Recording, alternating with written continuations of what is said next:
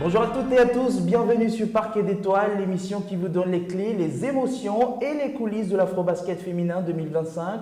Aujourd'hui, dans ce programme, on reviendra sur les 4 chocs de la journée. On accueillera également un invité de luxe pour décortiquer toute cette actualité-là. Et en fin d'émission, on vous offre un portrait XXL d'un acteur majeur du basketball féminin africain. Chaussez bien vos baskets, serrez bien vos lacets. On entre sur le parquet maintenant.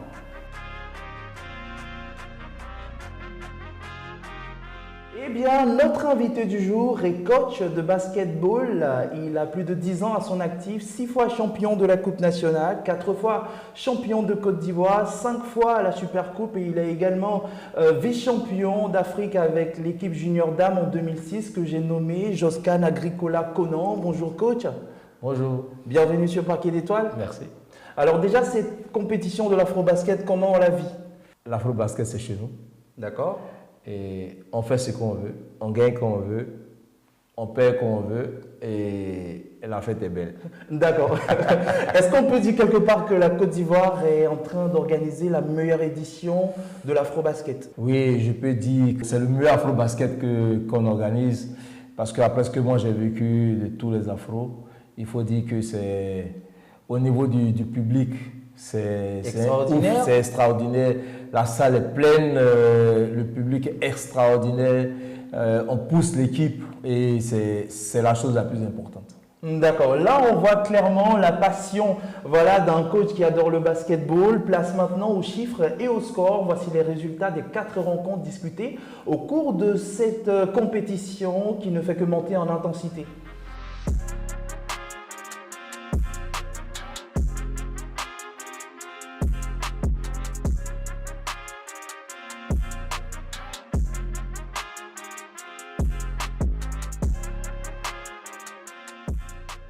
Et voilà les résultats de ces 8e de finale de l'Afrobasket féminin 2025 qui se joue ici en Côte d'Ivoire. Allons maintenant décrypter cette journée qui a laissé les traces sur le parquet et c'est dans l'entretien avec notre invité du jour.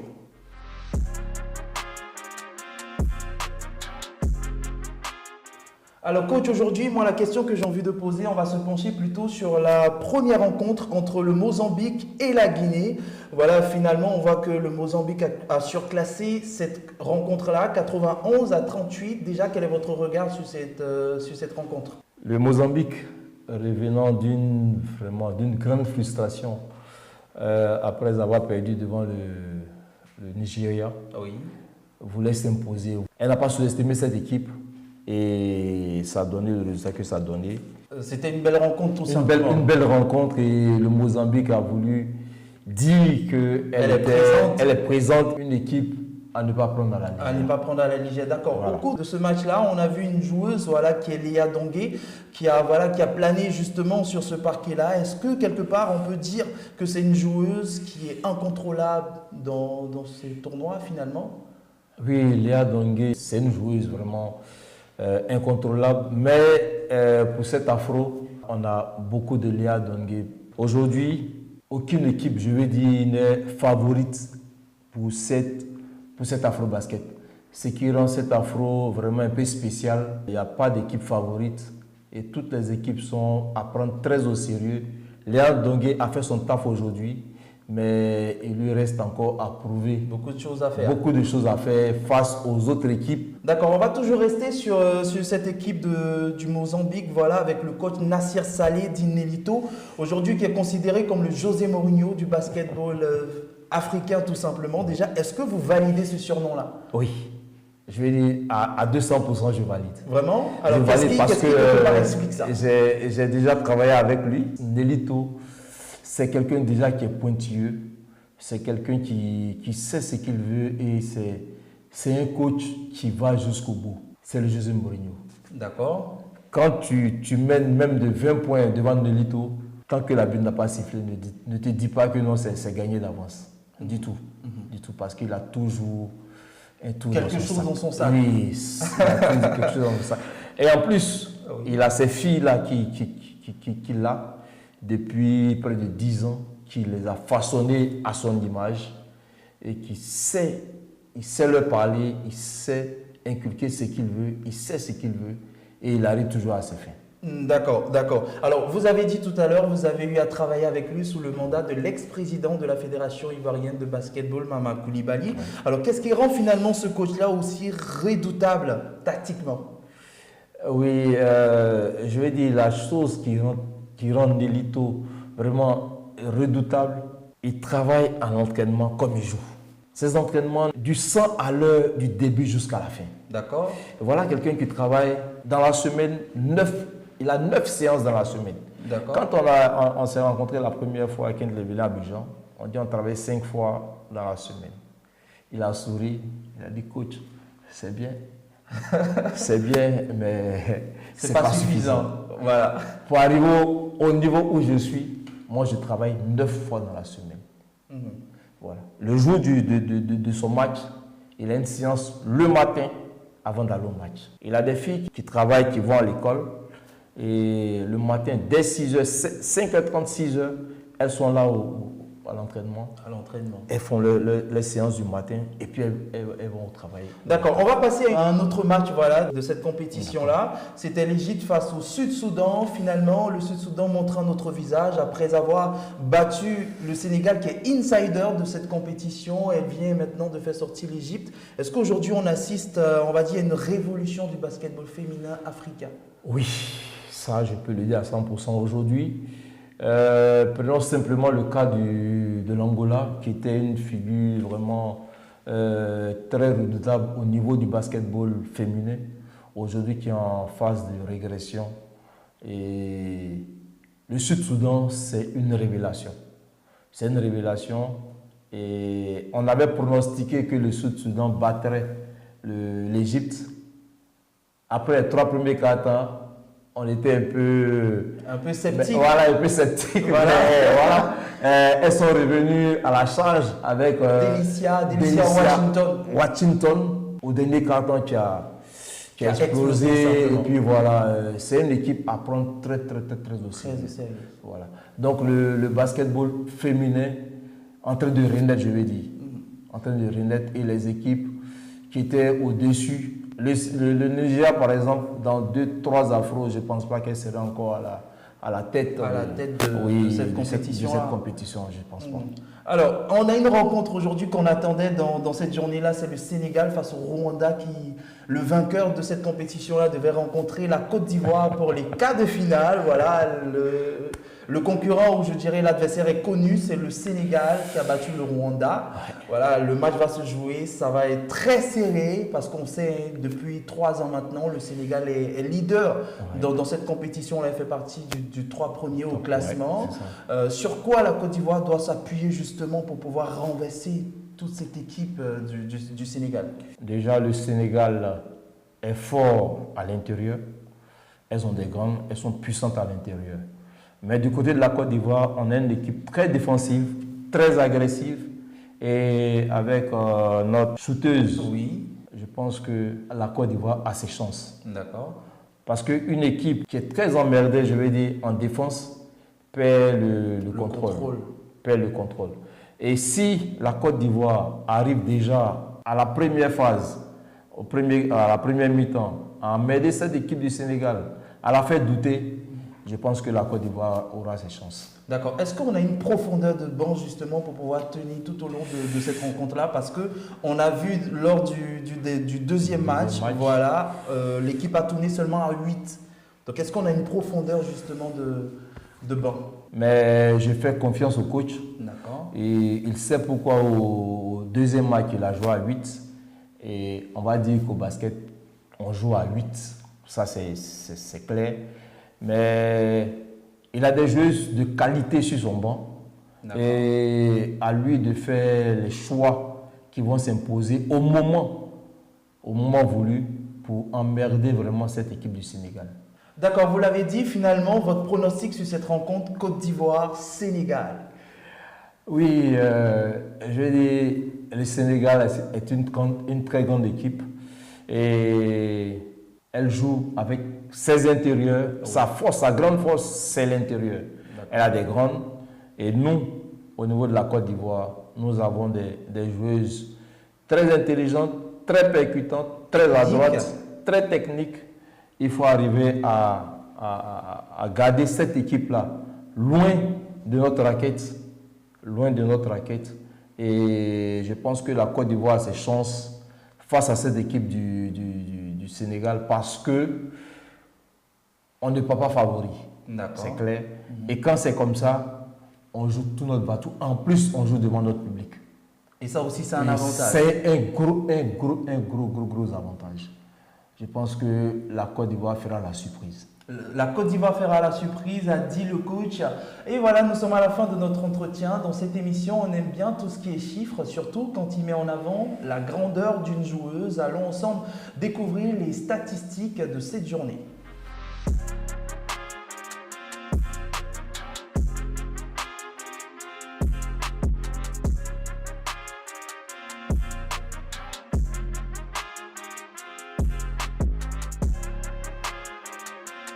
Ces huitièmes de finale avec la MVP Marie-Thérèse. Un regard sur cette joueuse-là qui a transcendé aujourd'hui. C'est une grande joueuse qui tient vraiment son équipe, qui donne du tempo. Si cette équipe veut aller encore plus loin, lui adjoindre une autre personne. D'accord. Ouais, une autre personne qui va l'épauler dans ce rôle. Oui. Oui, parce que on a vu aujourd'hui au Sud-Soudan, oui. quand Delicia était en difficulté, il n'y avait pas une seconde pour l'épauler, oui. Ce qui a fait plonger un peu l'équipe du Sud-Soudan. Oui. Et donc, cette équipe-là, il faut lui adjoindre une autre personne qui pourrait l'épauler. Pour lui permettre aussi de récupérer, voilà, justement, quand elle finit de fournir beaucoup d'efforts. Et que dans les autres équipes, l'ayant lu, on va dire, se trompent en la canalisant et puis voilà, créer l'effet contraire. Voilà, c'est ce que je veux dire. Et voilà, chers amis sportifs, on va aller maintenant dans une autre facette de cette compétition. L'afro-basket féminin, ce n'est pas seulement le jeu, c'est aussi de la culture, des supporters passionnés. Voici ce que nos caméras ont pu capter dans les alentours du Palais des Sports de Treichville.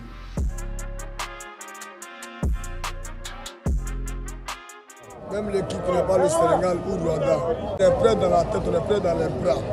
On est prêt à jouer. Je suis champion, la troisième doit venir. Il a pris la canne et rapporté Maramon. Il reste afro parce que il pourrait plus se confirmer.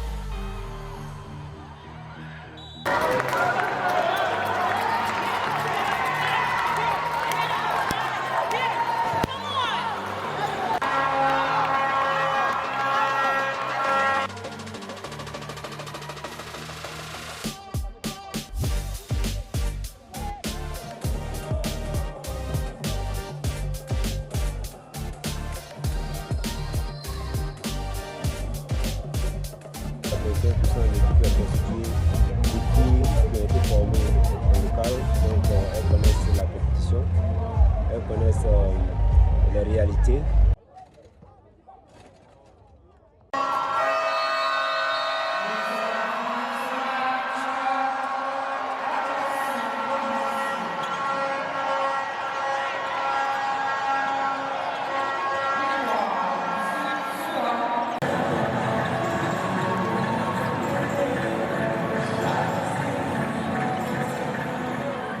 Alors coach, là on vient maintenant de découvrir l'ambiance qu'il y a autour de cette compétition-là, que ce soit dans le village afro-basket et même à l'intérieur aussi du Dôme. Quel regard portez-vous sur l'ambiance qu'il y a autour de cette compétition?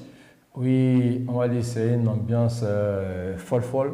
Oui. On a déjà vécu cette ambiance au niveau du Palais des Sports de Treichville. Et cette ambiance est le 6e homme, sinon la 6e dame sur le terrain. Sur le terrain, et cela va galvaniser vraiment les filles qui ont à cœur pour cette première édition de l'Afro-Basket en Côte d'Ivoire, de faire vraiment plaisir à leur public. Et puis, on a beaucoup de filles qui se font découvrir et je pense qu'elles vont donner tout ce qu'elles ont pour ne pas rester à ces quarts de finale. On vient d'écouter l'avis des supporters ivoiriens qui disent que cette rencontre entre la Côte d'Ivoire et le Sénégal, ça sera le copier-coller de la CAN précédente, c'est-à-dire la Côte d'Ivoire va finir par s'imposer dans cette compétition et se qualifier pour la suite. Vous validez? Ah oui, je peux dire que je valide parce que c'est encore Sénégal-Côte d'Ivoire à la CAN et on se retrouve encore Sénégal-Côte d'Ivoire pour une médaille quand même. Oui. Et sur le podium? Sur le podium, elle est sur le podium. C'est encore le Sénégal qui se retrouve devant la Côte d'Ivoire. Et je pense que je valide. La Côte d'Ivoire va passer meilleure devant le Sénégal demain. Donc, ça, c'est l'avis du coach. D'accord, on aura le résultat voilà, au courant de cette journée-là. Et vous savez, dans Parquet d'étoiles, chaque jour, on braque nos projecteurs sur un personnage clé du basketball féminin africain. Et aujourd'hui, c'est une dame qui est à l'honneur. Elle est coach de l'équipe féminine de basketball du Nigeria que j'ai nommée Rena Wakama. On regarde ça maintenant dans le portrait.